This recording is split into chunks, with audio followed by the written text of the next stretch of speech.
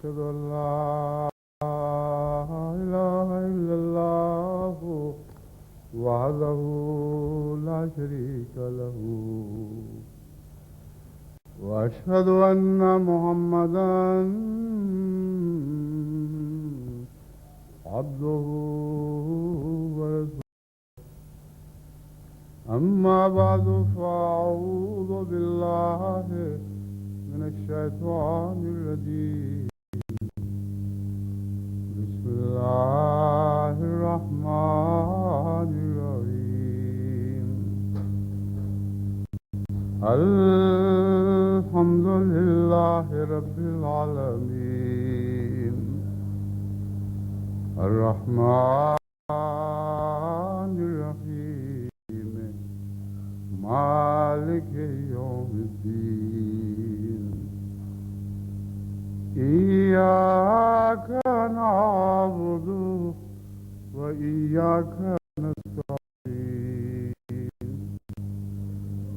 اهدنا الصراط المستقيم صراط الذين أنعمت عليهم غير المغضوب عليهم الضالين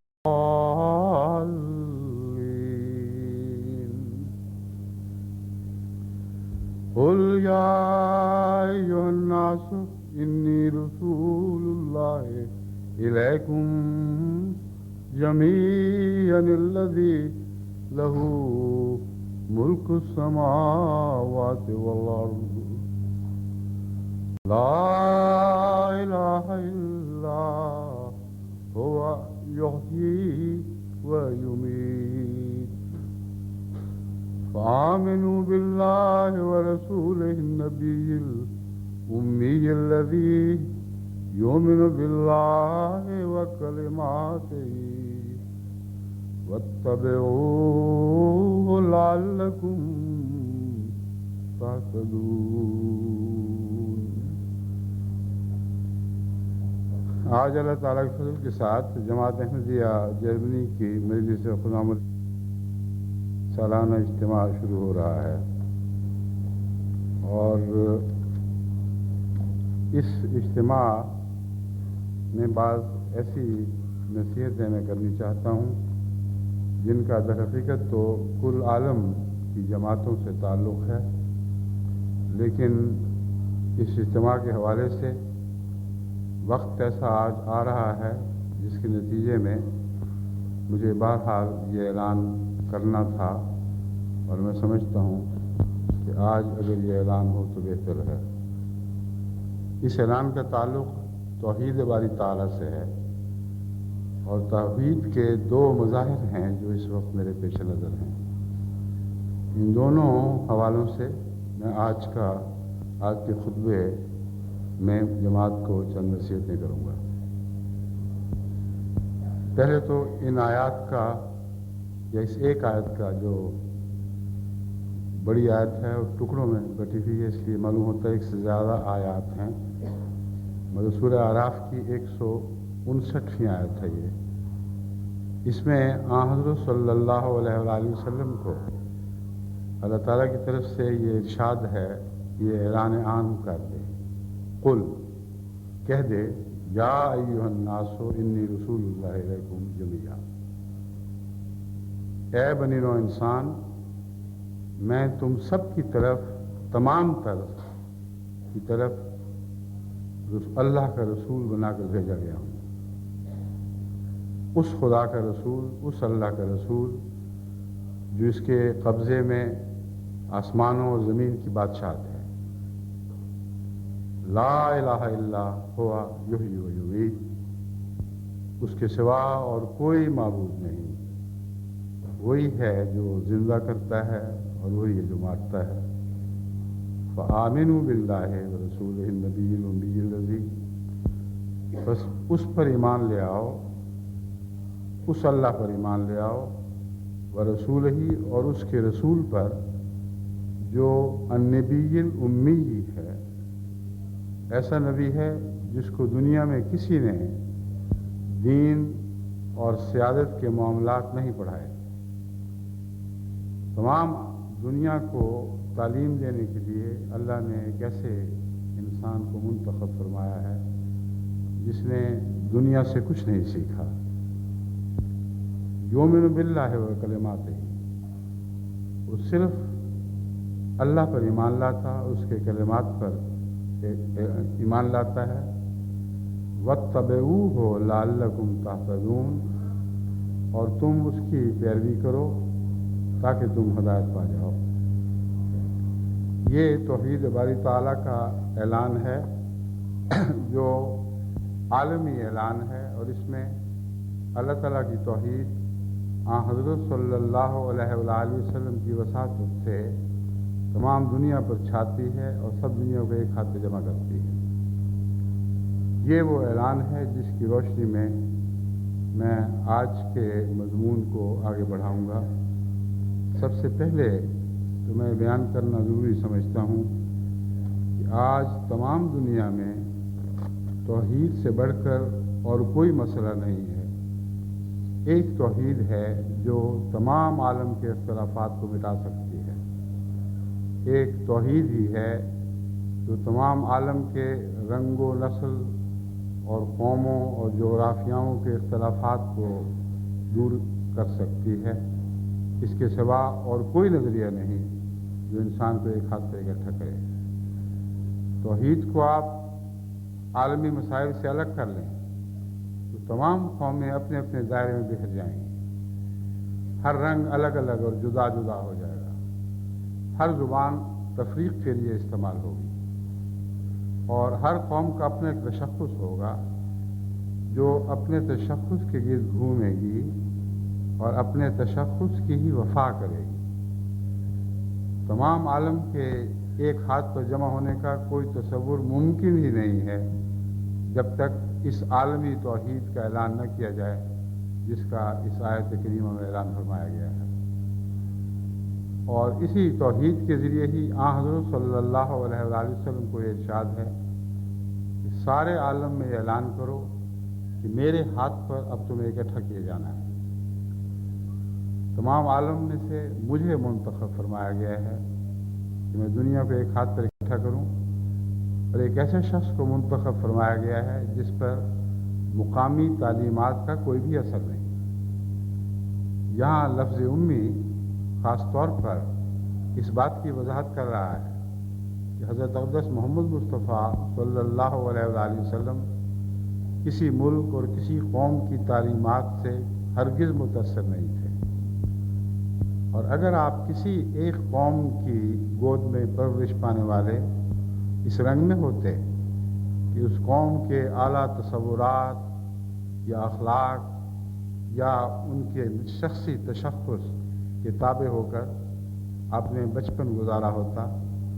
تو آپ کے لیے ممکن نہیں تھا کہ آپ کل عالم کو ایک نبی کے طور پر مخاطب فرماتے۔ بس اللہ تعالیٰ نے یہ انتظام فرمایا کہ شروع ہی سے آپ کو بغیر تعلیم کے چھوڑا، یہاں تک کہ الف بے لکھنا بھی آپ کو نہیں آتا تھا، اور اس پہلو سے جو بھی تعلیم دی خود دی، اور جب خود تعلیم دی تو سارے عالم کو مخاطب کر کے یہ اعلان فرمایا کہ میں وہ امی شخص ہوں جس کو دنیا کی کسی قوم نے تعلیم نہیں دی، اور میں تم سب قوموں کے لیے نبی بنا کے بھیجا گیا ہوں۔ اس میں ایک اور خوشخبری کا پیغام بھی ہے، اور وہ یہ ہے کہ دنیا کی اکثر قومیں امی ہیں۔ مغرب کی قومیں غالباً یہ تصور بھی نہیں کر سکتی کہ دنیا کی بھاری تعداد ایسی ہے جس کو لکھنا پڑھنا بھی نہیں آتا۔ افریقہ کی آبادی ہے بہت بھاری جس کو لکھنا پڑھنا نہیں آتا۔ ہندوستان کی بہت بھاری آبادی ہے جسے لکھنا پڑھنا نہیں آتا۔ پاکستان کی بہت بھاری آبادی ہے، اسی طرح جزائر کے رہنے والے ہیں، کسی کو کچھ لکھنا پڑھنا نہیں آتا۔ اور ان سب کے لیے اللہ تعالیٰ اگر کسی بہت بڑے عالم کو رسول بنا کے بھیجتا تو وہ کہہ سکتے تھے کہ اسے تو علم کی فضیلت حاصل ہے، یہ وہ باتیں کرتا ہے جو ایک عالم وہ زیب دیتی ہیں. ہم جاہلوں کا کیا کام کہ اس کے پیچھے چل سکیں؟ ہمیں توفیق کیا ہے کہ ہم ایک بڑے عالم کی پیروی کر سکیں؟ بس اللہ تعالیٰ نے انسان کے بنیادی مقام سے محمد رسول اللہ کو اٹھایا ہے، جو انسانیت کے تقاضوں کے لحاظ سے سب میں برابر ہے، اور تعلیم کے لحاظ سے بھی ان میں سے کم کے ساتھ ہے. جو نچلا سا نچلا درجہ انسان کا تعلیم کے لحاظ سے ہو سکتا ہے وہ حضرت اقدس محمد رسول اللہ صلی اللہ علیہ وآلہ وسلم کو حاصل تھا. اور جس پہلو سے دنیا کی کوئی قوم اور دنیا کا کوئی انسان یہ نہیں کہہ سکتا کہ تو ہمارے لیے نہیں ہو، تو ہم سے اونچے آدمیوں کے لیے ہو. اور سب سے نیچے سے سفر شروع فرمایا اور سب سے اوپر تک پہنچے. یہ وہ کمال ہے حضرت اقدس محمد رسول اللہ کا، جس نے آپ کو کل عالم کا نبی بنانے میں ایک فوقیت عطا فرمائی ہے. وہ فوقیت کیا ہے، میں اس کے متعلق چند باتیں آپ کے سامنے رکھنا چاہتا ہوں. حضرت صلی اللہ علیہ وآلہ وسلم کو تمام بنی نوع انسان پر ایک ہی فوقیت ہے، اور وہی فوقیت آپ کی قدر مشترک ہے. اللہ تعالیٰ کی صفات میں رنگین ہونا. حضرت صلی اللہ علیہ وآلہ وسلم کیونکہ امی تھے،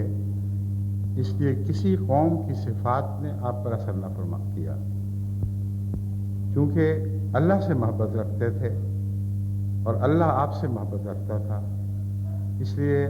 آپ نے اللہ کے رنگ سیکھے اور اللہ نے اپنے رنگ آپ کو سکھائے. اور یہی وہ مرکزی نقطہ ہے جسے یاد رکھنا عالمی وحدت پیدا کرنے کے لیے ضروری ہے. خدا تعالیٰ کی صفات ہی ہیں جو در حقیقت اللہ کو اس کی مخلوق سے باندھتی ہیں، اور ان صفات کا رشتہ نہ ہو تو کوئی اور رشتہ انسان کو دوسرے انسان کے ساتھ اکٹھا نہیں کر سکتا. بس حضرت صلی اللہ علیہ وآلہ وسلم کو امی ہونے کے باوجود جو غیر معمولی فوقیت عطا ہوئی وہ یہ تھی کہ آپ نے اللہ کی صفات سیکھی اور اللہ کی صفات کا رنگ اپنے آپ کو پہنایا، اور اس رنگ کے نتیجے میں آپ ایسے وجود کے طور پر ابھرے جیسے خدا اپنی مخلوق سے ہے. اللہ کو اپنی ہر مخلوق سے تعلق ہے، اور مخلوق میں سے کوئی نہیں جو یہ کہہ سکے کہ اے خدا تو بہت بلند ہے، بہت مرتبوں والا ہے، بہت عظیم الشان ہے، ہمارا تجھ سے کیا جوڑ ہے. ناممکن ہے کہ ادنا سے ادنا مخلوق بھی اللہ تعالیٰ سے یہ سوال کر سکے کہ ہمارا تجھ سے کوئی تعلق نہیں، ہم تو ذلیل اور حقیر مخلوق ہیں. کیونکہ اللہ تعالیٰ کا جواب یہ ہوگا کہ ہو، اور میری کسی نہ کسی صفت سے تم پیدا ہوئی ہو. اگر میری صفت جلوہ گری نہ کرتی تو کچھ بھی وجود میں نہ آتا. بس اللہ تعالیٰ کا تمام بنی نوع انسان ہی سے نہیں، کائنات کی ہر مخلوق سے ایک ایسا تعلق ہے کہ اس مخلوق کے لیے شعور کا ہونا بھی ضروری نہیں. مادے کی ہر قسم خبر جب تک خدا کی کسی صفت کا مظہر نہ ہو اس میں صفات پیدا ہی نہیں ہو سکتی، اور صفات کا نہ ہونا عدم کا نام ہے. بس سب سے اہم نقطہ توحید باری تعالیٰ کے معاملے میں یہ سمجھنا ضروری ہے کہ توحید کے سوا کوئی بھی ایسی چیز نہیں جو کائنات کو ایک دوسرے سے باندھ سکے، جو زندگی کو ایک دوسرے کے ساتھ باندھ سکے، اور پھر انسانوں کو ایک ہاتھ پر اکٹھا کر سکے. خدا تعالیٰ کو چھوڑ کر ہر چیز الگ الگ ہے، ہر ذرہ الگ الگ ہے، اس میں کوئی بھی یکسانیت کا پایا جانا ممکن نہیں رہتا. اسی منظر کو اللہ تعالیٰ سائنسی دنیا میں ایک ایسے منظر کے طور پر پیش فرماتا ہے جسے سائنسدان آخری اکائی کہتے ہیں،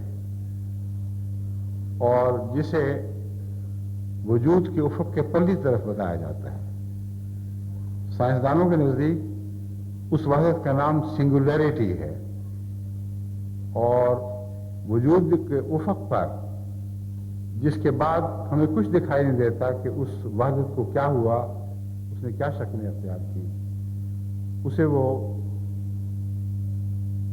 ایونٹ ہورائزن کے نام دیتے ہیں۔ یعنی سائنسدانوں کے نزدیک ایک ایونٹ ہورائزن ہے جس کے بعد تمام مادہ اپنی تمام تر صفات کے ساتھ ایک ایسی وحدت میں وحدت میں ڈوب جاتا ہے جس وحدت کی باہر والوں کو کوئی بھی خبر نہیں۔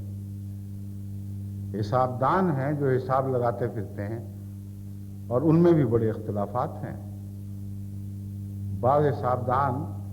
اس وحدت کا ایک تصور رکھتے ہیں، بعض حساب دان اسی طرح بہت بڑے بڑے دنیا کے علماء ایک وحدت کا دوسرا تصور رکھتے ہیں، مگر فی الحقیقت کوئی نہیں ہے جو ایونٹ ہورائزن سے پہلی طرف گزر سکے،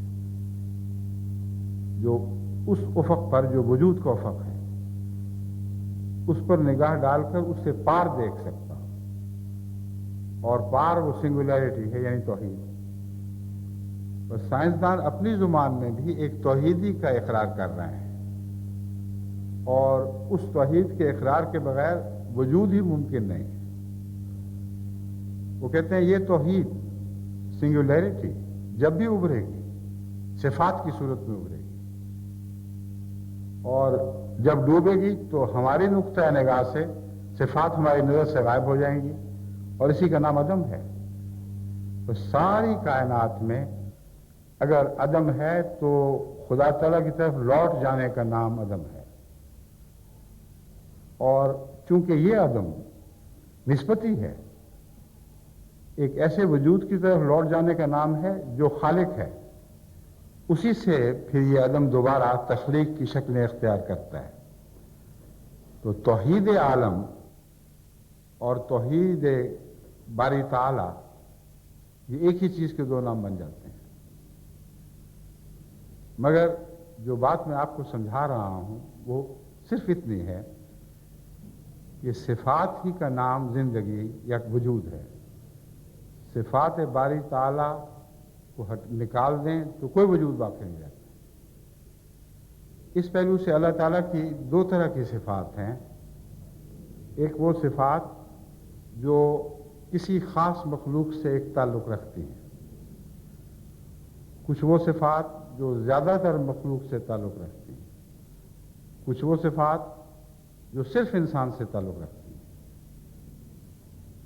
اور پھر وہ صفات جو صرف خدا تعالیٰ سے تعلق رکھتی ہیں۔ جہاں تک حضرت صلی اللہ علیہ وآلہ وسلم کا تعلق ہے، آپ نے توحید کے یہ سارے مناظر بنی نوع انسان کے سامنے کھول دیے، اور اس پہلو سے قرآن کریم خود ایک بے مثل کتاب ہے۔ اس کی کوئی اور مثال دنیا کی الہی کتب میں دکھائی نہیں دیتی۔ ان صفات باری تعالیٰ کو قرآن کریم اسی طرح درجہ بدرجہ پیش فرماتا ہے۔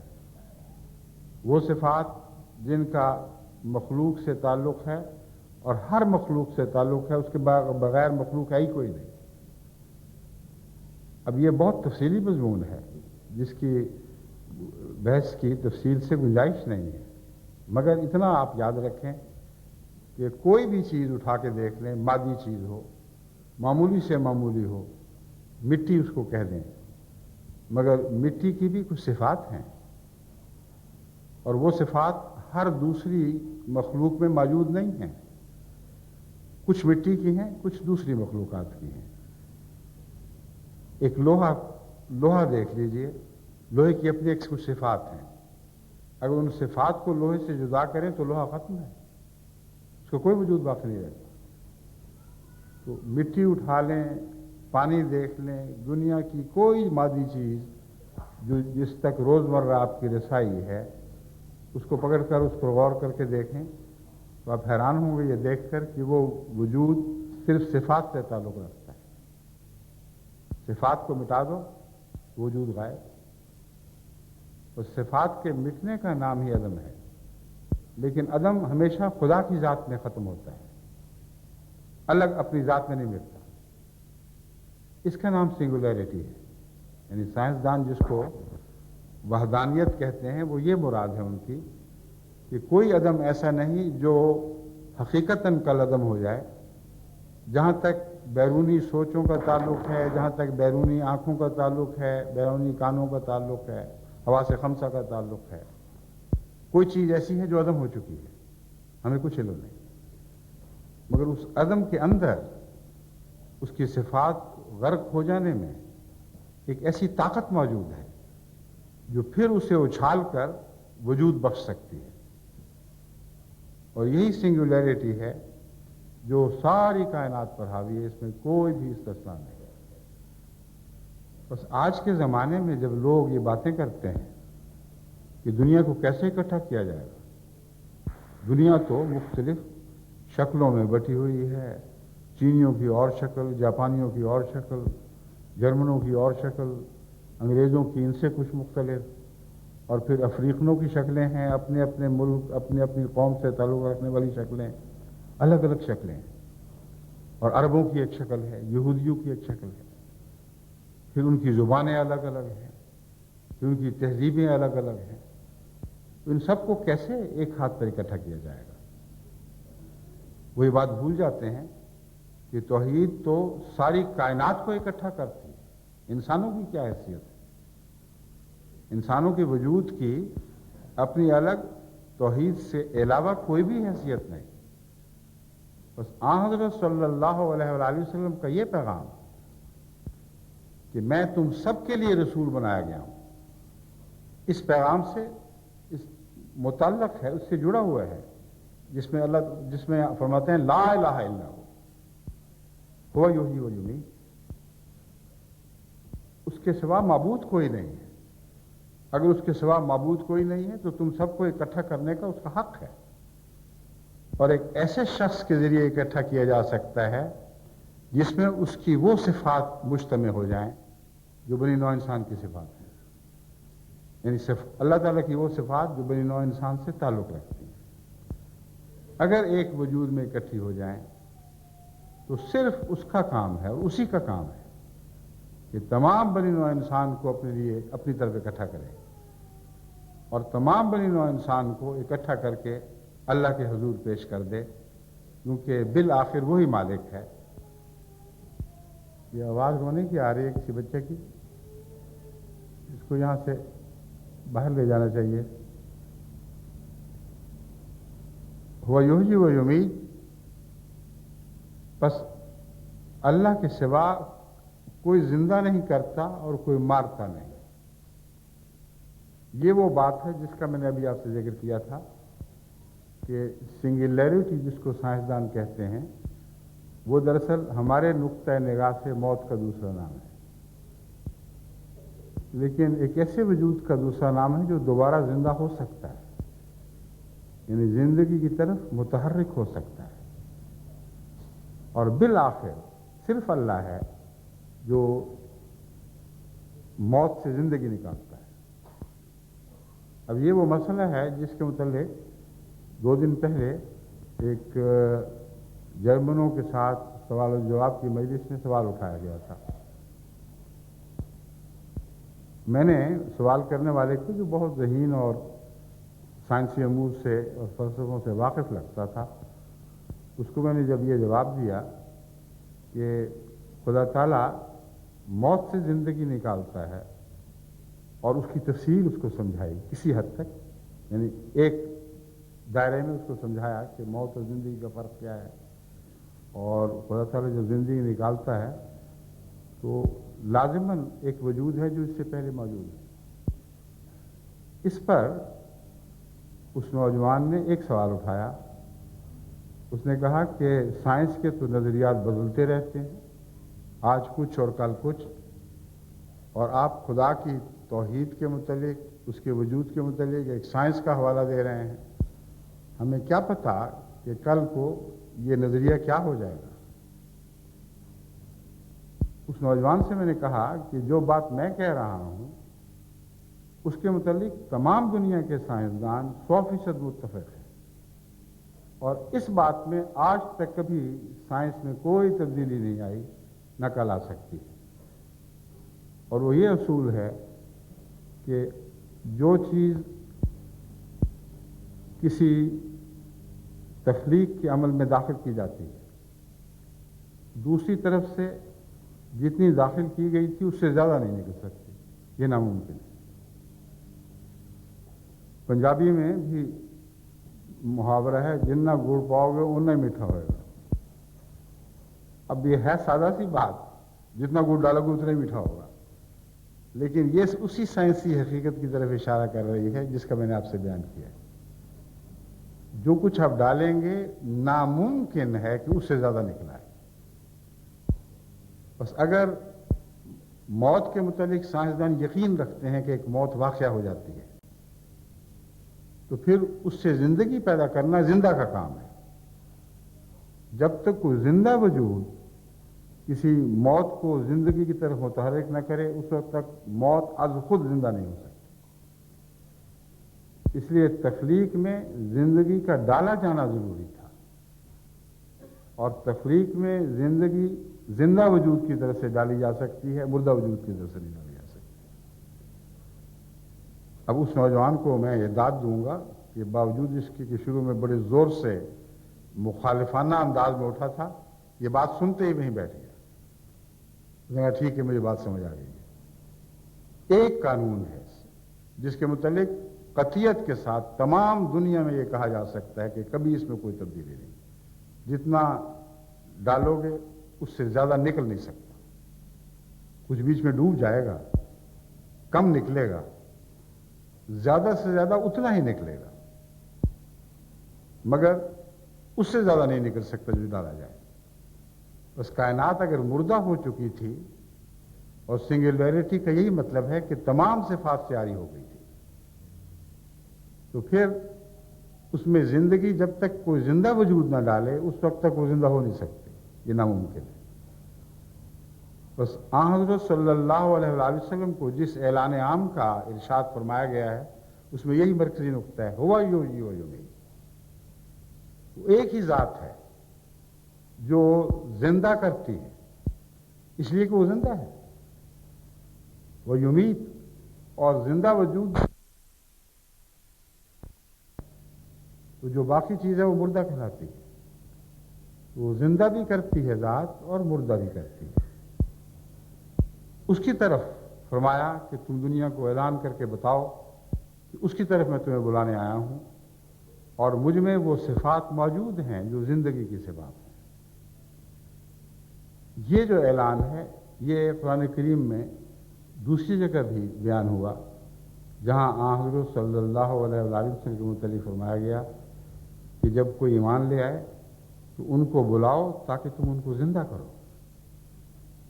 बस जिंदा करना क्या है, ये मजमून है जो मैं आपको सिखाना चाहता हूं, आपको समझाना चाहता हूं। जिंदा करना सिफात बारी ताला का इख्तियार करना है, इसके सिवा उसके कोई माने नहीं। बस साइंसी नुक्ता निगाह से, फलसफियाना नुक्ता निगाह से ये बात आपको सादा लफ्जों में मैंने समझाई है, और इसके सिवा कोई बात मुमकिन है ही नहीं। सिफात बारी ताला का नाम जिंदगी है, इसके सिवा कोई बात नहीं। और हज़रत जब फरमाते हैं कि मैं तुम सबको जिंदगी की तरफ बुला रहा हूं,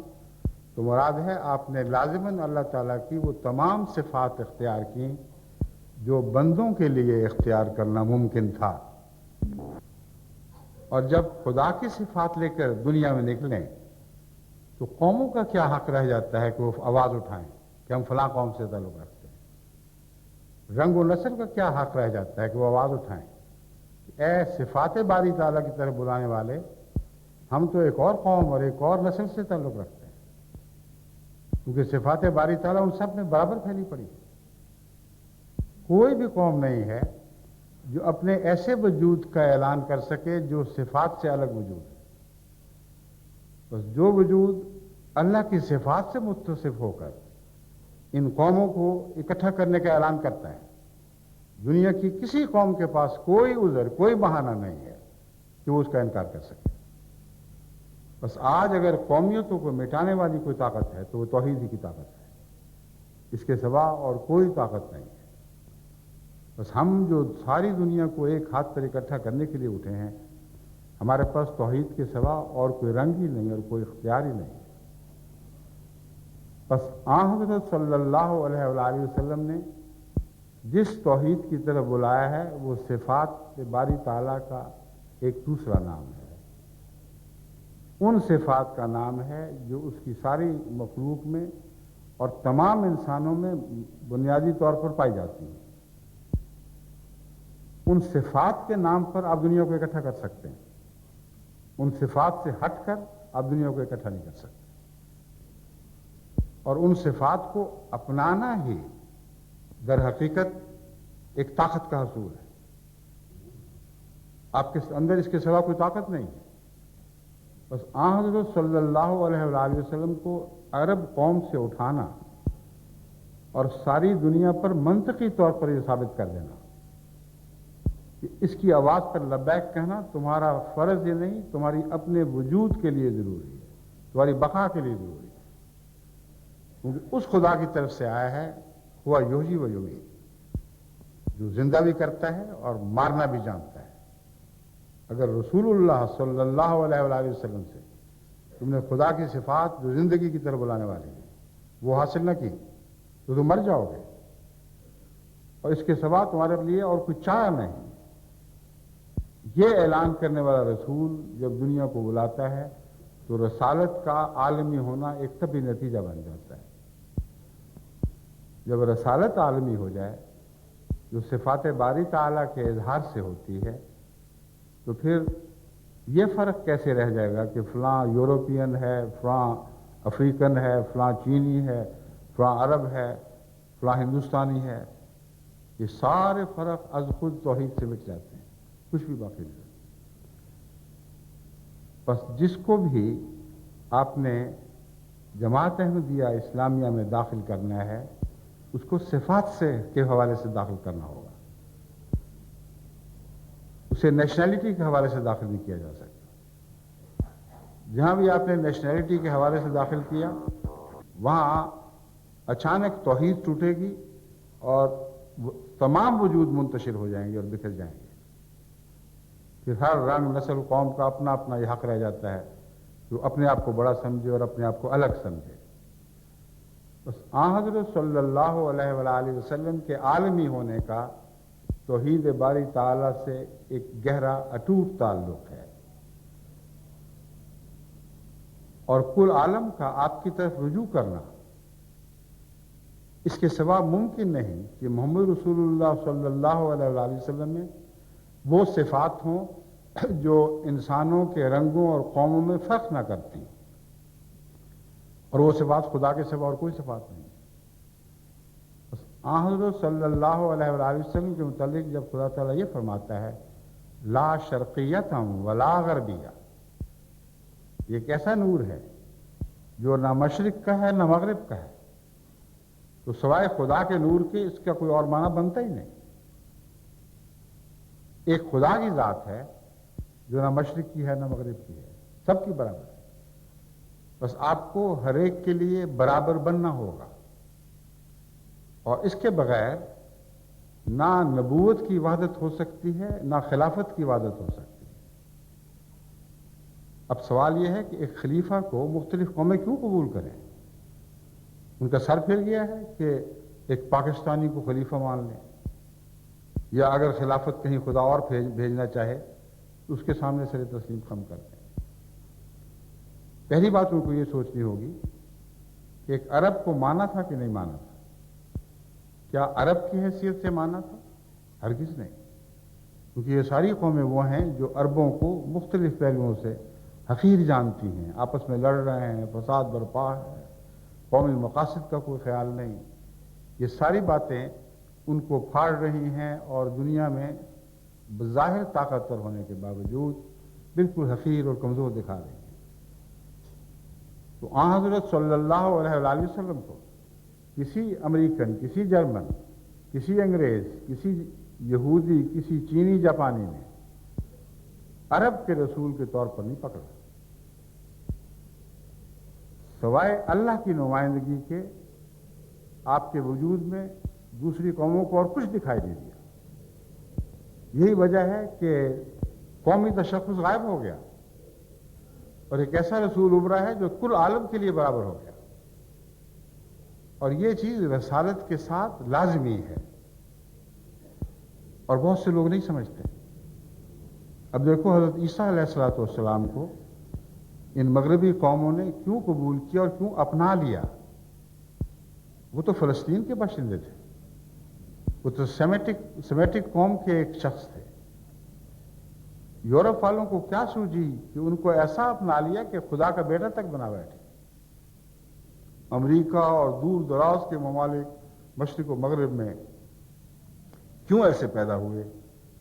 جن کے رنگ، نسل، قومیت سب الگ الگ تھے، مگر فلسطین کے پیدا ہونے والے ایک شخص کو انہوں نے اپنا لیا، اس لیے کہ اس کی صفات میں انہوں نے الوہیت کے رنگ دیکھے تھے، اس لیے کہ ان الوہیت کے رنگ کو انہوں نے پھر بڑھا کر خدا میں تبدیل کر دیا۔ مگر عالمیت خدا سے تعلق رکھتی ہے، یہ مضمون ہے جو انہوں نے عملاً ثابت کر دیا، اور اس کے نتیجے میں بڑے بڑے تعصبات پیدا ہوئے، مگر وہ تعصبات کی کہانی بھی ایک دردناک اور الگ کہانی ہے، میں اس کی تفصیل میں نہیں جانتا۔ میں یہ سمجھانا چاہتا ہوں کہ عیسائیت کی مثال آپ کے سامنے ہے، کتنی مختلف قوموں، کتنے مختلف ممالک سے تعلق رکھتی ہے، مگر ایک ایسے انسان پر اکٹھی ہو گئی جو اپنی ذات میں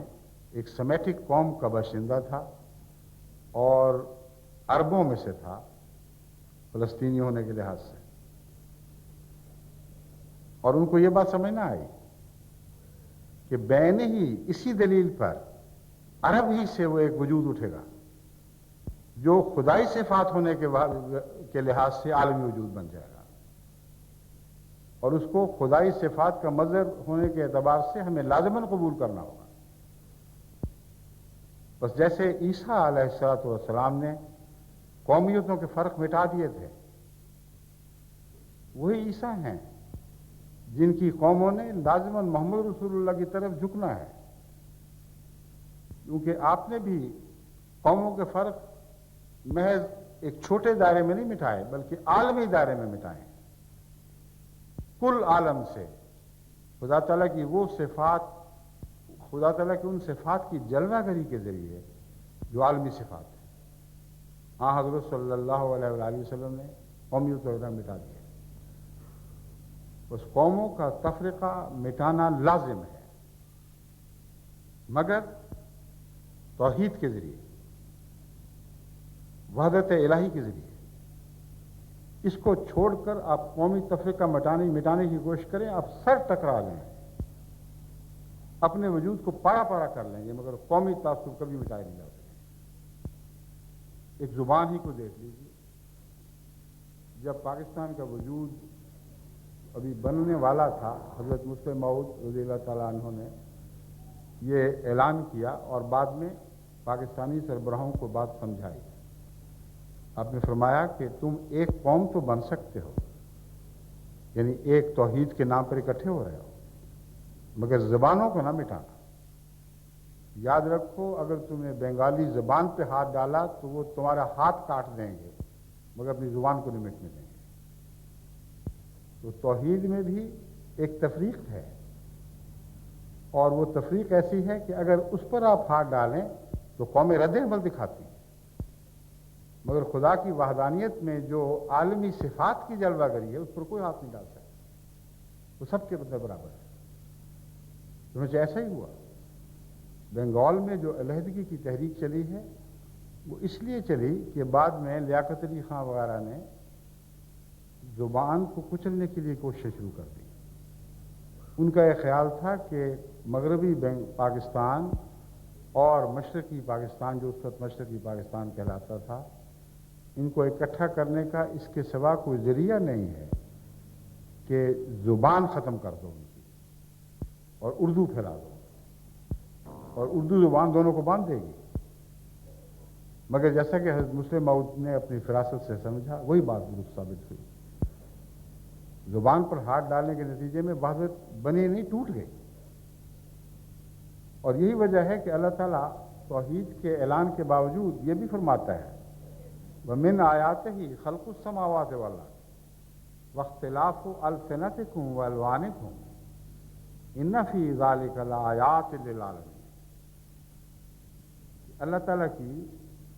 کے نشانات میں سے یہ ہے کہ اس نے آسمانوں اور زمین کو پیدا کیا، وہ ایک ہی ہے پیدا کرنے والا، مگر تمہاری زبانوں اور رنگوں کے اختلاف بھی اسی نے پیدا کیے ہیں۔ بس توحید میں ایک رنگ و نسل اور زبانوں کے اختلاف کا جلوہ بھی ہے، جو توحید کو باطل نہیں کرتا، جو یہ پیغام دیتا ہے کہ اے عالمی توحید کے علمبردارو، رنگ و نسل اور زبانوں کو مٹانے کی کوشش نہ کرنا، کیونکہ یہ اللہ تعالیٰ نے پیدا کی ہے، یہ رنگ اللہ تعالیٰ نے الگ الگ بنائے ہیں، ان کے الگ الگ ہوتے ہوئے بھی توحید کے بندھن سے ان کا ایک گلدستہ بناؤ، یہ ساری قومیں ایک خوبصورت گلدستے کی صورت میں توحید کے دھاگے سے باندھی جائیں، تو یہ وہ عالمی منظر ہے توحید کا جو جگہ جگہ دکھائی دے رہا ہے۔ جرمن قوم کی جرمن زبان کی صورت میں توحید جلوہ گر ہوگی، ان کے خوبصورت سرخ و سفید رنگ کی صورت میں توحید جلوہ گر ہوگی، افریقنوں کی زبان کی صورت میں وہاں توحید جلوہ گر ہوگی، ان کے سیاہ رنگ میں بھی ایک شان ہے۔ آج چونکہ سفید قوموں کی بادشاہی ہے اس لیے لوگ یہ سمجھ نہیں سکتے، مگر رفتہ رفتہ یہ سمجھنے لگے ہیں، اور کچھ کچھ ان کو سیاہ رنگ کا بھی حسن دکھائی دینے لگا ہے، مگر جانوروں میں دیکھو ان کو دکھائی دیتا ہے بالکل سیاہ مرغی یا بالکل سیاہ پرندہ اور بالکل سفید مرغی اور بالکل سفید پرندہ، یہ اپنے اپنے حسن رکھتے ہیں، اور کوئی سفید مرغی کسی کالی مرغی کو یہ نہیں کہہ سکتی کہ جاؤ جاؤ تمہارا تو رنگ کالا ہے، وہ آگے سے برابر طور پر یہ کہہ سکتی جاؤ جاؤ تمہارا تو رنگ ہی کوئی نہیں، چٹی سفید کچھ بھی نہیں تمہارے اندر۔ تو اللہ تعالیٰ نے قرآن کریم میں جہاں توحید باری کا اعلان کروایا محمد صلی اللہ علیہ وسلم سے، وہاں یہ اعلان بھی ساتھ کروایا کہ تو کہہ دے کہ رنگ اور زبانوں کے فرق یہ میرے اللہ نے پیدا کیے، خبردار ہے جو تم نے ان پر ہاتھ ڈالا، سفید فاموں کو سفید فام رہنے دو، خوشی سے تم سے تعلق زوجیت قائم کرتے ہیں تو کریں، نہیں تو نہ کریں، ان کی زبانوں کو بھی نہیں چھیڑنا، ہر ایک کی زبان کا احترام کرو، اس کی عزت کرو، لیکن اس کے باوجود ان کو بتاؤ کہ یہ خدا ہی کی شان ہے توحید باری تعالیٰ کی کہ وہ اس طرح مختلف رنگوں میں جلوہ گر ہوئی ہے، اور مختلف رنگ صفات کے جب ایک جگہ اکٹھے ہوتے ہیں تو پھر وہ صفات ابھرتی ہیں جو الہی صفات لا شرقیتم ولا غربیتم کی صفات ہے۔ حضرت صلی اللہ علیہ وآلہ وسلم کی ذات میں ایک نبی ہونا اور کل عالم کا اکٹھا ہونا، دیکھو قرآن کریم نے کس کس طریق سے سمجھایا، اس کے سارے پہلو آپ کو روشن کر دیے، لیکن یاد رکھیں صفات کے صفات یعنی خدا کی صفات کے صفات جن کا رنگ الگ الگ نہیں، خدا کی صفات کے سوا جن کی زبان الگ الگ نہیں، وہ ایک ہی رنگ اور ایک ہی زبان رکھتی ہیں۔ ساری دنیا کو آپ مختلف زبانیں بولنے والوں کو، مختلف رنگوں کے لوگوں کو آپ ایک ہاتھ پہ اکٹھا نہیں کر سکتے۔ بس یہ صفات ہیں کیا؟ جیسا کہ میں نے بیان کیا تھا، خلافت کو آپ دیکھیں، یہ سب دنیا کی خلافت ہو ہی نہیں سکتی اگر کسی ایک قوم سے تعلق رکھتی، لیکن جو حضرت محمد مصطفیٰ صلی اللہ علیہ وآلہ وسلم کا خلیفہ یا آپ کے خلیفہ کا خلیفہ ہو، اس کے اندر خدا تعالیٰ کی وہ صفات ضرور جلوہ گر ہوتی ہیں، جس کے نتیجے میں رنگ و نسل کو اپنی جگہ دیکھتا ہے، مگر بری غیر کی نظر سے نہیں دیکھتا، اپنی نظر سے دیکھتا ہے۔ جیسے خدا کالے کو اپنا سمجھ کے دیکھتا ہے، جیسے خدا جرمن بولنے والے کو اور انگریزی بولنے والے کو اور اسپینش بولنے والوں کو اپنا سمجھ کے دیکھ رہا اور سن رہا ہوتا ہے، اسی طرح خلیفہ وقت کو خدا تعالیٰ وہ الہی صفات عطا فرماتا ہے جو کل عالم کو ایک ہی رنگ میں دیکھنے لگتی ہے۔ اگر یہ نہ ہو تو خلافت کا وجود مٹ جائے گا، اس کی کوئی حیثیت باقی نہیں رہے گی۔ یہی وجہ ہے کہ جب میں افریقہ گیا تھا تو ان لوگوں کو میں نے یہ بات سمجھائی، میں نے کہا دیکھو میں جب تم لوگوں سے ملتا ہوں تو خدا گواہ ہے، ایک ذرہ بھر بھی مجھے تمہارے رنگ اور اپنے رنگ کا کوئی فرق دکھائی نہیں دیتا، تمہاری زبان اور اپنی زبان کا کوئی فرق سجھائی ہی نہیں دیتا میرے ذہن میں، تو اس کا تصور بھی نہیں آتا کہ ہم الگ الگ ہیں۔ حضرت صلی اللہ علیہ وآلہ وسلم کے ذریعے صفات باری تعالیٰ میں ہم اکٹھے ہوئے ہیں، تو اس پہلو سے تمہارا وطن بھی میرا وطن ہے، لیکن میں تم سے اس وطن کا حق کوئی نہیں مانگتا۔ یہ ویسا ہی مضمون ہے جسے حضرت صلی اللہ علیہ وآلہ وسلم نے فرمایا کہ دیکھو میں تم سب کی خدمت کرتا ہوں مگر تم سے اجرت کوئی نہیں چاہتا۔ بس میں نے کہا تم جہاں تک تمہارے حقوق کا تعلق ہے میں ان حقوق کو اسی طرح ادا کروں گا جیسے میں آپ کے ملک کا، آپ کی قوم کا باشندہ ہوں۔ جہاں تک آپ کی قوم سے میری توقعات کا تعلق ہے اس کے سوا میری کوئی توقع نہیں کہ آپ ان صفات میں مجھ سے تعاون کریں جو الہی صفات ہیں، جو عالمی صفات ہیں، ان میں مذہب کی اور قوم نہ ان میں قوم کی اور جغرافیہ کی کوئی تفریق نہیں ہے۔ اور اس پیغام کو افریقہ نے سمجھا اور بڑے جوش کے ساتھ اور بڑے بڑے ولولوں کے ساتھ انہوں نے جواباً کہا ہاں ہم یقین کرتے ہیں اب ہم ہی میں سے ایک ہیں، اب ہم سے جدا الگ وجود نہیں۔ اور یہ وہ ایک شخصیت ہے جو بنانے سے نہیں بنا کرتی، یہ اندر سے اٹھتی ہے، اس کا تعلق اللہ تعالیٰ کی ذات سے ہے۔ اگر آپ اللہ کے وفادار بنیں گے تو لازم ہے کہ آپ کے اندر یہ شخصیت پیدا ہو۔ بس حضرت صلی اللہ علیہ وآلہ وسلم کی عالمیت آپ کی کامل غلامی کے نتیجے میں خلفاء کو بھی عطا ہوتی ہے، اور اسی حد تک جب تک وہ اپنی صفات کو محمد رسول اللہ صلی اللہ علیہ وآلہ وسلم کے رنگ عطا کرتے ہیں۔ چنانچہ اللہ تعالیٰ فرماتا ہے، اعلان کر دے وَاتَّبِعُوهُ لَعَلَّكُمْ تَهْتَدُونَ، اے خدا کے بندو اس کی یعنی محمد رسول اللہ کی اطاعت کرو، وہی ہے جو تمہیں خدا واحد و یگانہ کی طرف لے جائے گا، وہی ہے جس کی صفات تمہیں خدا کی صفات سے ملا دیں گی اگر تم اس کی اطاعت کرو گے، جو جیسے آپ فرماتے ہیں یہ رسول عالمی ہے، اے اس کے غلاموں تم بھی عالمی بن جاؤ۔ یہ وہ عالمی صفات ہیں جن کو اپنائے بغیر دنیا کو کوئی عالمی پیغام نہیں دیا جا سکتا۔ اسی لیے میں مسلسل زور لگا رہا ہوں، بار بار آپ کو سمجھا رہا ہوں کہ خدا تعالیٰ کے لیے، خدا کی خاطر اور اپنے وجود کی خاطر، بنی نوع انسان کی خاطر اپنے آپ کو کسی قومی شخصیت کے ساتھ نہ ابھاریں بلکہ توحید کی شخصیت کے ساتھ ابھاریں۔ آپ کی ذات میں دنیا کو خدا دکھائی دینے لگے، دنیا دیکھے کہ آپ رحمان ہیں، رحیم ہیں، کریم ہیں، حوصلہ رکھتے ہیں نیچے اترنے کا، غریبوں کی بات کا، کمزوروں کی بات سننے کا حوصلہ رکھتے ہیں، گناہگاروں سے بھی تعلق رکھتے ہیں، صرف اپنی بڑائی اور نیکی میں مگن نہیں ہیں، اور سب کی خیر چاہتے ہیں۔ جب آپ رحمان بن کے برستے ہیں تو ہر چیز پر برابر اپنا فیض جاری کرتے ہیں، جلد و پیش سب آپ سے فیض اٹھاتے ہیں۔ اس وجود کے طور پر آپ ابھریں گے تو ناممکن ہے کہ دنیا کی کوئی قوم آپ کو ٹھکرا سکے، کیونکہ آپ کے اندر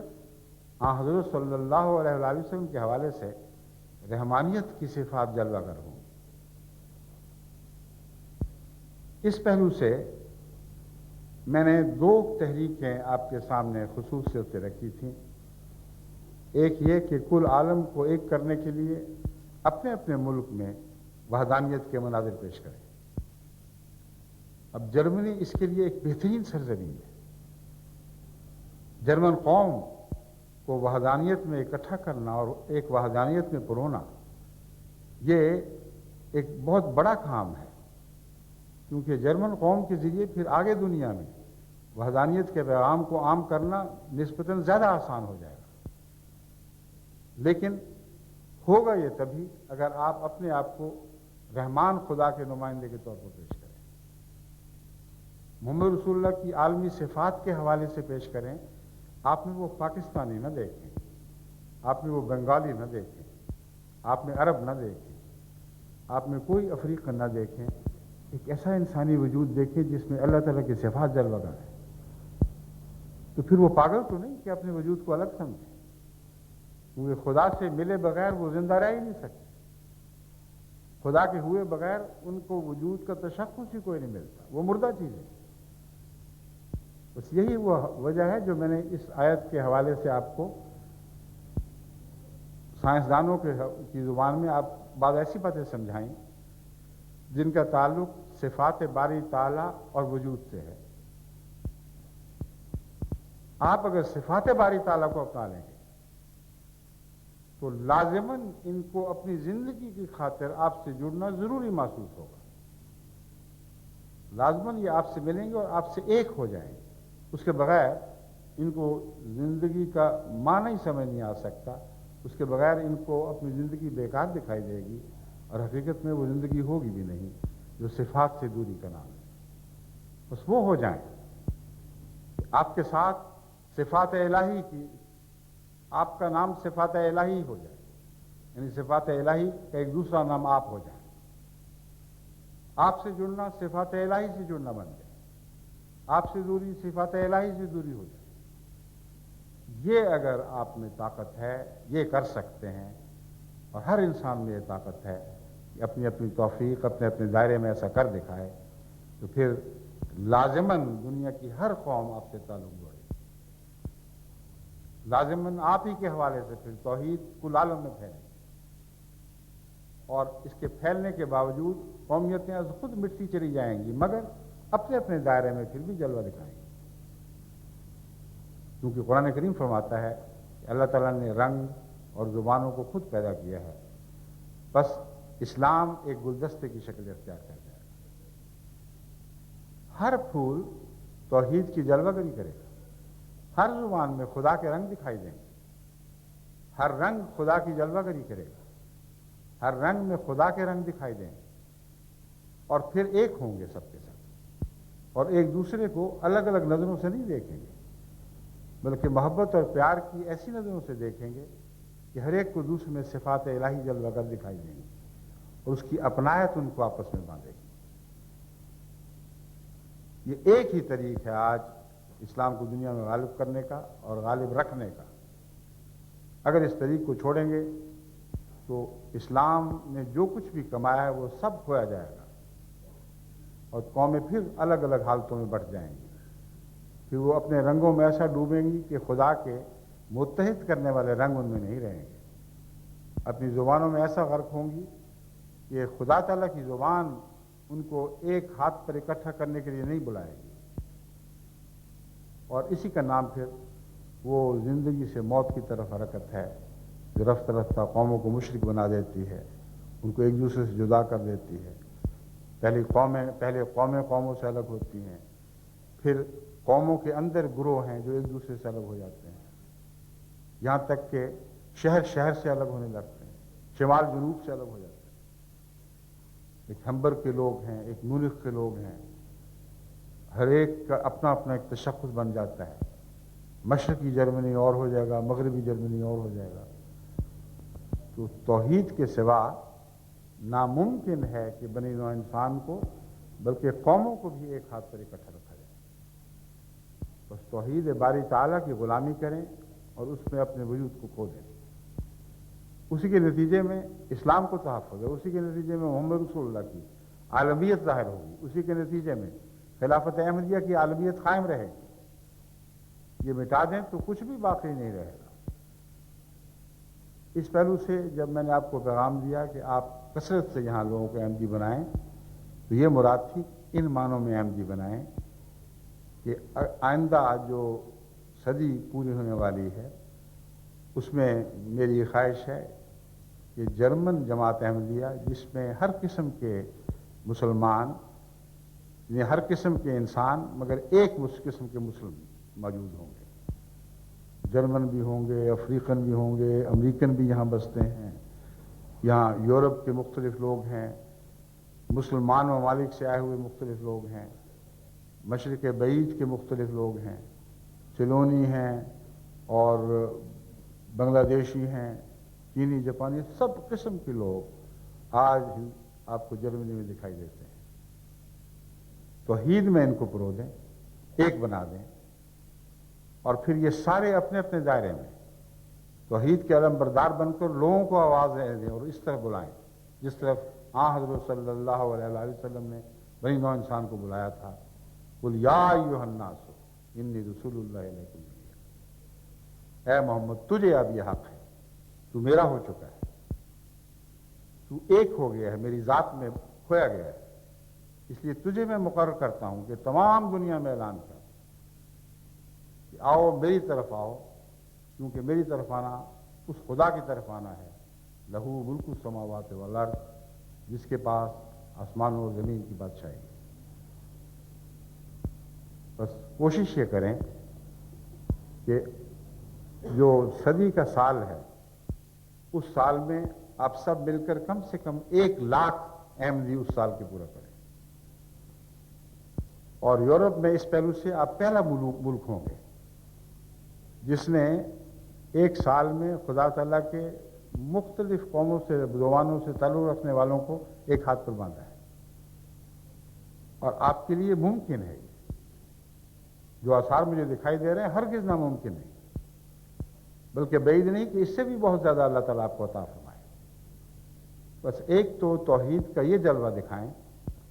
دوسرا مسجدوں کی تعمیر کی طرف توجہ دیں، کیونکہ مسجدوں کے متعلق اللہ تعالیٰ فرماتا ہے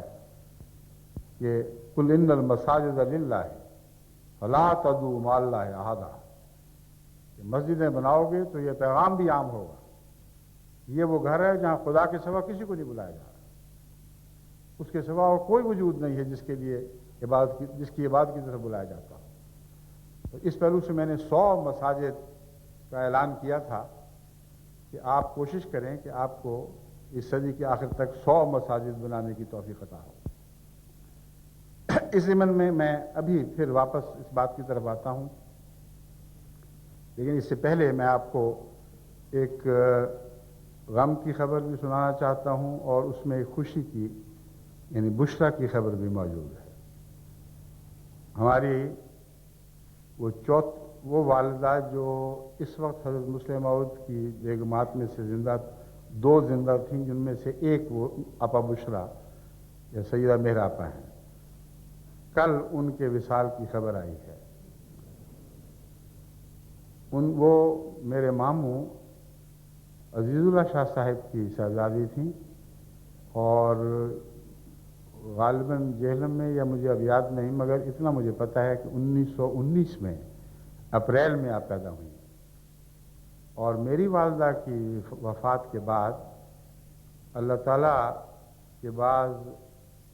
کی طرف سے عطا ہونے والی بعض خوشخبریوں کے نتیجے میں حضرت مسلم موعود نے ہم بچوں کی خاطر ان سے شادی کی، یعنی میں اور میری 3 بہنیں تھیں، اور حضرت مسلم موعود کی یہ خواہش تھی کہ اپنے خاندان کا ہی، یعنی میری امی کے خاندان کا ہی کوئی شخص ہماری نگہداشت کرے، کیونکہ ان کے متعلق ڈاکٹروں کا یہ فیصلہ تھا کہ ایک بیماری کی وجہ سے ان کے بچہ نہیں ہو سکتا۔ اس لیے حضرت مسلم موعود نے یہ بھی سوچا کہ ایک ایسی ماں ان کو ملے گی جس کے اپنے الگ بچے نہیں ہوں گے،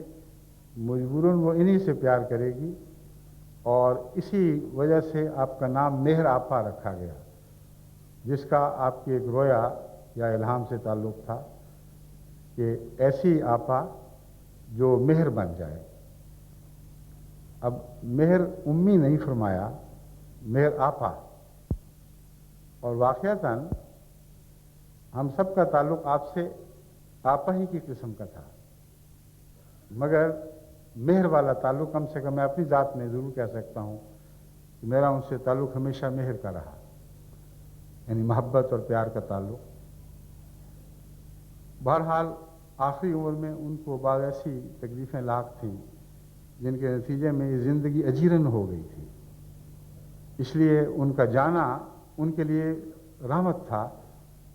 اور ان کے لیے بھی جو اس تکلیف کو دیکھتے اور تکلیف کو محسوس کرتے تھے۔ بہرحال آپ نے جانا تھا،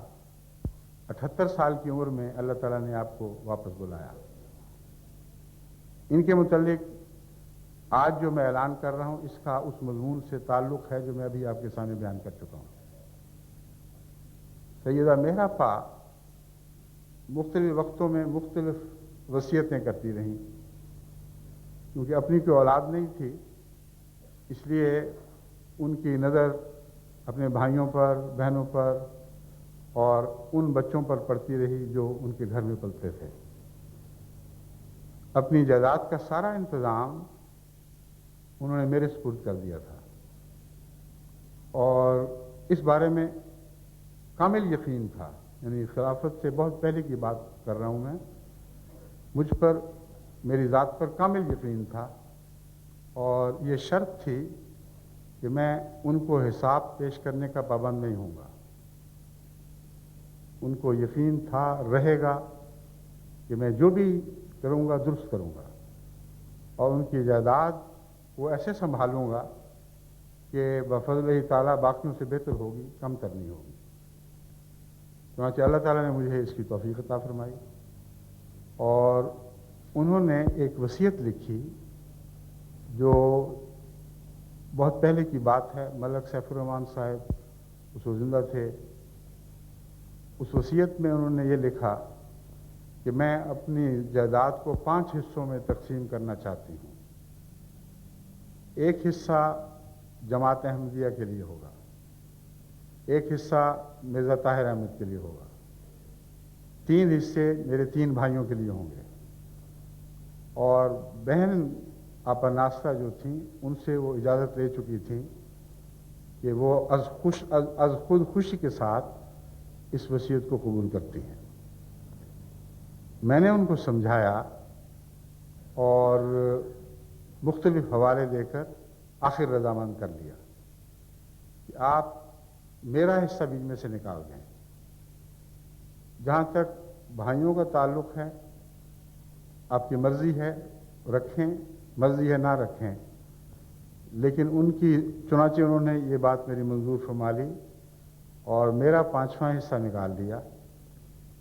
لیکن کچھ عرصے کے بعد 2 بڑے بھائی ان کے، یعنی اپنے سے چھوٹے تھے مگر چھوٹے سے بڑے تھے نا، ایک بڑا بھائی اور ایک سب سے چھوٹا بھائی، یہ 2 فوت ہو گئے۔ اس وقت پھر ان کے دل میں از خود خیال آیا کہ کیوں نہ میں سب کچھ جماعت کے لیے چھوڑ دوں اور بھائیوں کے لیے یا بہنوں کے لیے کچھ نہ رکھوں۔ انہوں نے مجھے پھر خط لکھا کہ میری اب یہ خواہش ہو رہی ہے۔ میں نے کہا دیکھیں، شریعت کو آپ نظر انداز نہیں کر سکتے، جو چاہیں کریں، جو اللہ تعالیٰ نے شریعت کا حق عطا فرمایا ہے اس کو آپ نہیں لے سکتے۔ اس لیے میں تب آپ کی بات مانوں گا اگر آپ اپنے بھائیوں، یا ایک بھائی رہ گئے تھے، ان سے لکھوائیں اور اپنی بہن سے لکھوائیں کہ ہم باقاعدگی ہوش و حواس پوری طرح اپنے حقوق کو سامنے رکھتے ہوئے یہ فیصلہ کرتے ہیں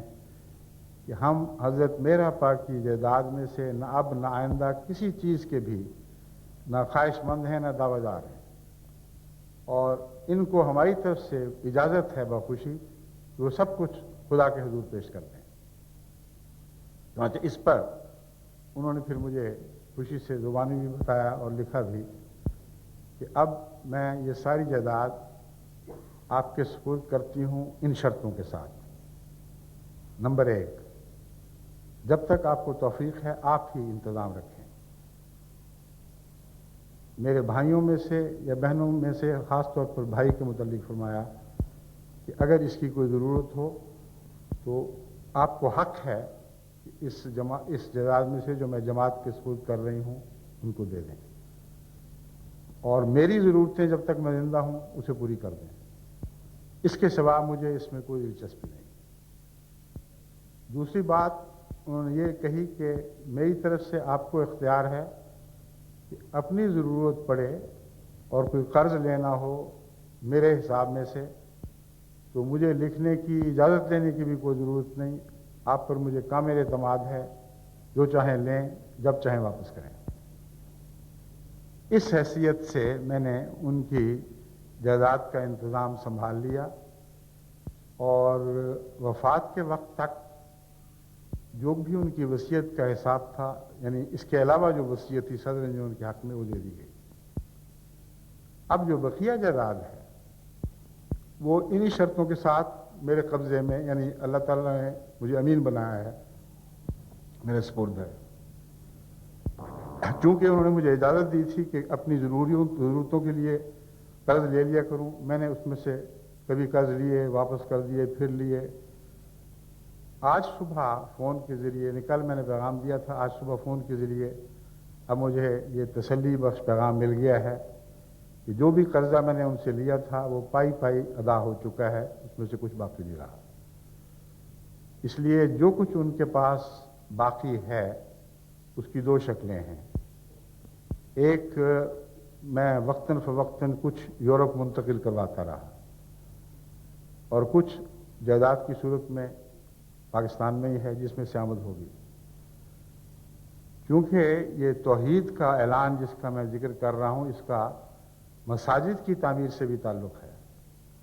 اس لیے سیدہ میرحبا کی وفات کی اطلاع چونکہ مجھے جرمنی میں ملی ہے، اس لیے میں نے فیصلہ کیا ہے کہ آپ کی طرف سے جو روپیہ یہاں موجود ہے اس میں سے اور کچھ باہر سے منگوا کر 3 لاکھ جرمن مارک جماعت احمدیہ جرمنی کے سپرد کروں گا، جس کا مطلب یہ ہے کہ 100 مساجد کی جو تحریک ہے اس میں سے ہر 100 میں سے 3000 ان کی طرف سے ہوگا، اور سرے دست اپنی طرف سے 50,000 مارک پیش کرتا ہوں، اور اللہ توفیق دے گا تو انشاءاللہ اس کو بڑھا بھی دوں گا. تو آئندہ 3 سال میں یہ پورا ہو جائے گا. اس لیے جماعت جرمنی کو جو توحید کے نشان کے طور پر مسجدیں بنانا ہے، اس کی میں آج سیدہ میرحبا کی وفات کے ساتھ تحریک کرتا ہوں. اس کے لیے الگ انتظام کریں چندوں کا، جس کو جتنی توفیق ہے وہ دے، اور کوشش کریں کہ اس صدی کے آخر تک، یعنی آخری سال تک، جماعت احمدیہ کی طرف سے 100 مساجد جرمنی میں یا بنائی جا چکی ہوں یا ان کے لیے زمینیں لے لی گئی ہوں، اور اس پر خواہ جھونپڑا ہی بنانا پڑے، ایک جھونپڑا بنا کر اور مینار کا سمبل بنا دیں، تاکہ ہم یہ کہہ سکتے ہوں کہ یہاں اللہ کی عبادت ہوتی ہے اور واقعتاً وہاں عبادت ہو. جھونپڑے سے مراد یہ ہے کہ چھت تو ہونی چاہیے جس میں بارش اندر نہ آئے یا برف نہ پڑے اندر. مگر یاد رکھیں کہ حضرت صلی اللہ علیہ وآلہ وسلم کی جو مسجد تھی، اس مسجد کا یہ حال تھا کہ بعض دفعہ بارش ہوتی تھی تو چھت میں سے پانی نہیں بلکہ کیچڑ بھی اترا کرتا تھا، اور نیچے مسجد کچی ہونے کی وجہ سے سجدہ کرتے وقت لوگوں کی پیشانیوں پر کیچڑ لگ جایا کرتا تھا. وہ اسی حالت میں وہ مسجد تھی جو دنیا کی سب مساجد میں سب سے اوپر کی ہے، محمد رسول اللہ کی مسجد. تو اس طرح آغاز کریں، یعنی اس رسول کی سنت پر چلتے ہوئے آغاز کریں جس رسول کی سنت پر آپ نے دنیا کو اکٹھے کرنا ہے، اور جس کی سنت پر چلتے ہوئے آپ نے اللہ کے گھر بنانے ہیں صرف اللہ کی خاطر. بس خدا کرے کہ آپ کو یہ توفیق ملے کہ صدی کے آخر پر ہم یہ اعلان کر سکیں کہ جماعت جرمنی کو توحید کے 2 تقاضے پورے کرنے کی توفیق ملی ہے. ایک یہ کہ 1 لاکھ احمدی یورپ میں توحید کے علمبردار اس آخری سال میں ہم نے بنائے ہیں، اور ایک یہ کہ خدا تعالیٰ کے نام پر اسی کی خاطر 100 مساجد کی ہم نے تعمیر کر دی ہے. اور اس میں جیسا کہ میں نے عرض کیا ہے سیدہ بشرا بیگم میرحبا کا ایک مستقل حصہ ہوگا. وہ ہر مسجد میں ان کی طرف سے کچھ نہ کچھ ہوگا، اور میں بھی اللہ تعالیٰ کے فضل سے آپ کے ساتھ شامل ہو جاؤں گا. تو اللہ کرے کہ ہمیں یہ توفیق عطا ہو. آپ میں سے بہت سے ہیں، میں جانتا ہوں، جن میں غریب بھی ہیں، امیر بھی ہیں، مگر جماعت جرمنی میں جو مالی قربانی کی روح پیدا ہو چکی ہے وہ عظیم الشان ہے. اور اس قربانی کی روح کے ساتھ مجھے یقین ہے کہ اللہ تعالیٰ آپ کو اکیلا نہیں چھوڑے گا. اپنی توفیق سے بڑھ کر وعدے نہ کریں. یاد رکھیں کہ توفیق سے بڑھ کر وعدہ کرنا مومن کو زیب نہیں دیتا، لیکن توفیق بڑھنے کی دعائیں کرتے رہیں. اتنا وعدہ کریں جس کی توفیق ہو، اس کو پورا کریں، اور پھر اور توفیق بڑھنے کی دعا کریں، پھر اللہ اور عطا کرے گا۔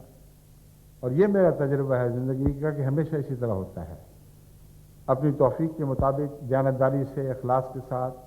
اپنا حساب کرتے ہوئے، یہ دیکھتے ہوئے کہ کہاں سے رقم لینی ہے، پھر وعدہ کریں، تاکہ وعدہ جو ہے محض فرضی وعدہ نہ ہو۔ بعض لوگ سمجھتے ہیں کہ اخلاص کا مطلب یہ ہے کہ فرضی وعدہ کر لو اور ہاتھ پلے کچھ ہوتا نہیں، لاکھ لاکھ 10 لاکھ کے وعدے کر بیٹھتے ہیں اور پہلے پورے نہیں ہوئے تو اگلے پھر کر بیٹھتے ہیں۔ چنانچہ میں نے جماعت کو، یعنی نظام جماعت کو یہ نصیحت کی ہے کہ آئندہ سے ایسے لوگوں کا کوئی وعدہ بھی قبول نہیں کیا جائے گا۔ اللہ تعالیٰ سے کھیل نہیں کی جا سکتی، اخلاص کی بھی کھیل نہیں کی جا سکتی۔ جو کچھ خدا کے حضور پیش کرنا ہے وہ کریں جو کرنا ہے، اور اگر زیادہ ہے تو جب توفیق ہوگی اس کو زیادہ بھی دے دیں، مگر جو وعدہ کیا اس سے کم نہیں ہونے دینا، سوائے ایسے اتفاقی حادثات کے جس میں انسان مجبور ہو جاتا ہے، اور اللہ بہتر جانتا ہے کہ ایسے لوگوں کے کیا حالات ہیں۔ بس آپ سب کو میری عمومی نصیحت یہی ہے، اور باقی دنیا کو بھی میں آپ کے حوالے سے نصیحت کر رہا ہوں کہ ہم اللہ کی قوم ہیں، توحید کے غلام ہیں۔ ہم نے جو 100 سالہ جشن منانا ہے وہ دنیا کی طرف نہیں منانا، یہ بینڈ باجوں کے ساتھ اور آتش بازیوں کے ساتھ ایک صدی کے ختم ہونے اور دوسری کے شروع ہونے کا اعلان کر رہے ہیں۔ ہم تو توحید کے پجاری ہیں، ایک صدی سے سر جھکاتے ہوئے خدا کے حضور گریہ وزاری کرتے ہوئے اگلی صدی میں داخل ہوں گے، ان سب کامیابیوں پر سر جھکاتے ہوئے جو بظاہر ہمیں نصیب ہوں گی مگر اللہ کے فضل سے ہمیں عطا ہوں گی۔ ہماری کوشش کا کوئی اس میں فی الحقیقت معنی نہیں ہوگا، کیونکہ ہماری کوششیں بھی اللہ ہی کی توفیق سے۔ بس جس طرح حضرت محمد رسول اللہ صلی اللہ علیہ وسلم فتح مکہ کے وقت مکے میں داخل ہوئے تھے، اے عالمگیر جماعت غور سے سن کہ ہم نے اس طرح یہ صدی منانی ہے، اس طرح اس صدی میں داخل ہونا ہے۔ فتح مکہ جو تمام فتوحات کی ماں تھی، حضرت صلی اللہ علیہ وسلم اس حال میں داخل ہوئے کہ روتے روتے آپ کا سر کجاوے سے لگ گیا، کجاوے پہ سجدہ کر کے آنسو بہا رہے تھے۔ دنیا کا سب سے بڑا فاتح اس طرح سب سے عظیم فتح منا رہا تھا کہ خدا کے حضور اس کی روح بھی سجدہ ریز تھی، آپ کی جان، آپ کی زبان، آپ کا کلام، آپ کا سر، سب کچھ خدا کے حضور سجدہ کر رہا ہے۔ ایسے آنسوؤں کے ساتھ اس طرح سر جھکاتے ہوئے آپ نے داخل ہونا ہے کہ ساری دنیا کو عظیم فتوحات دکھائی دے رہی۔ جماعت احمدیہ نے بارہا جگہ جگہ جس طرح خدا تعالیٰ کے حضور پیدا کرنے والے مواحدوں کی جماعتیں پیدا کر دی، کثرت کے ساتھ دنیا کی ہر قوم میں سے، دنیا کے ہر رنگ میں سے اور ہر زبان میں سے ہمیں اگلی صدی سے پہلے ایسی قومیں تیار کرنی ہیں جو مواحدین کی قومیں ہوں، جو توحید باری تعالیٰ کے سوا کسی اور کا سامنے سر نہ جھکائیں گے۔ دنیا کی نظر میں ایک عظیم الشان کارنامہ ہوگا، اتنی مساجد بنائیں گے کہ سارے دنیا کے مسلمانوں کو مل کر بھی اس دور میں اتنی مساجد کی توفیق نہ ملی، اور داخل اس طرح ہوں گے جس طرح ہمارے آقا اور مولا محمد رسول اللہ فتح مکہ کے بعد داخل ہوئے تھے۔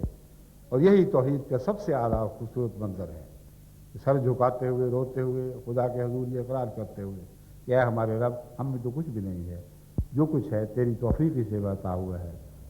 یہ ہماری صدی کا جشن ہے جو ہم نے منانا ہے۔ اللہ تعالی ہمیں اس کی توفیق عطا فرمائے۔ بس سیدہ بیرپا کی وصال نے ایک نئی بات بھی آپ کے اندر پیدا کر دی ہے جماعت جرمنی میں۔ یہ سارے خیالات میرے دل میں اس وصال کے ساتھ ہی اٹھنے شروع ہوئے اور اس طرح پائے تکمیل کو پہنچے۔ اللہ تعالی ہمیں ہر وفات کو زندہ کرنے کی توفیق بخشے، جو بھی ہم میں سے برے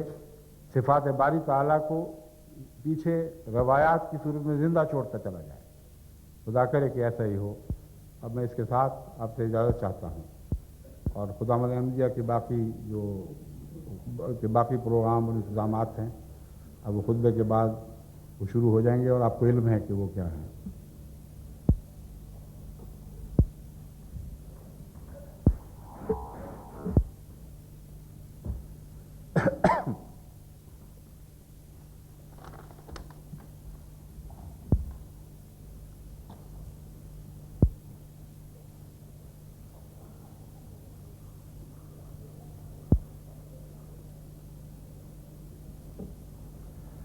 الحمد لله نحمده ونستعينه ونستغفره ونؤمن به ونتوكل عليه ونعوذ بالله من شرور أنفسنا ومن سيئات أعمالنا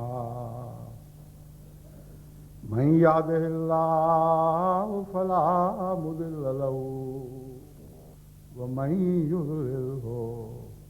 فلا هادي له ونشهد أن لا إله إلا الله وحده لا شريك له ونشهد أن محمدا عبده ورسوله عباد الله رحمكم الله إن الله يأمر بالعدل والإحسان وإيتاء ذي القربى وينهى عن الفحشاء والمنكر والبغي يعظكم لعلكم تذكرون اذكروا الله يذكركم وادعوه يستجب لكم ولذكر الله أكبر